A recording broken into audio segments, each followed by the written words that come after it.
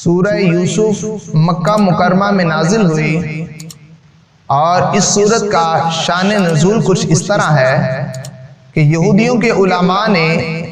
عرب کے سرداروں سے کہا کہ جاؤ حضور علیہ السلام کی بارگاہ میں جا کر پوچھو کہ اولاد یعقوب یعنی حضرت یعقوب علیہ السلام کی اولاد ملک شام سے مصر میں کس طرح پہنچی اور ان کے وہاں جا کر آباد ہونے کا سبب کیا بنا اور حضرت یوسف علیہ السلام کا کیا واقعہ ہے۔ اس وجہ سے یہ سورہ مبارکہ نازل کی گئی۔ اس سورت میں 12 رکوع اور 111 آیات بینات ہیں۔ سورہ یوسف نام رکھنے کی وجہ، اس سورت میں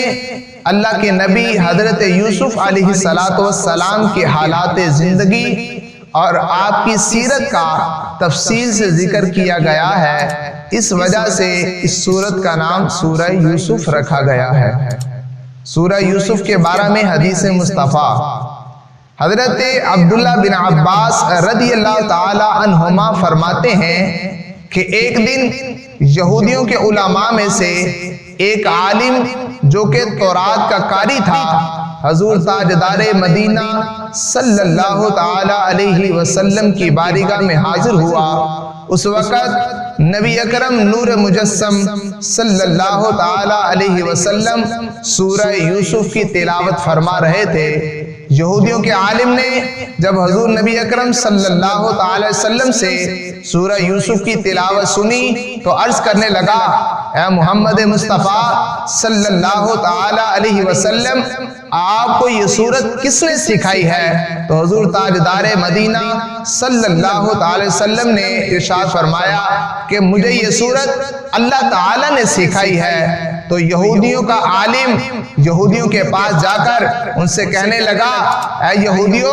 کیا تم جانتے ہو خدا کی قسم محمد مصطفیٰ صلی اللہ علیہ وسلم قرآن مجید میں ان باتوں کو تلاوت کرتے ہیں کہ جو اللہ تعالیٰ نے تورات میں بیان کی ہیں۔ پھر یہودیوں کا ایک گروہ حضور تاجدار مدینہ صلی اللہ علیہ وسلم کی بارگاہ میں حاضر ہوا اور جو اوصاف رب تعالیٰ نے تورات میں حضور علیہ السلام کے بیان کیے تھے، ان یہودیوں کے گروہ نے حضور علیہ السلام کے ان اوصاف کو پہچانا اور مہر نبوت کی زیارت کی اور حضور علیہ السلام سے سورہ یوسف کی تلاوت سن کر اسلام قبول کر لیا۔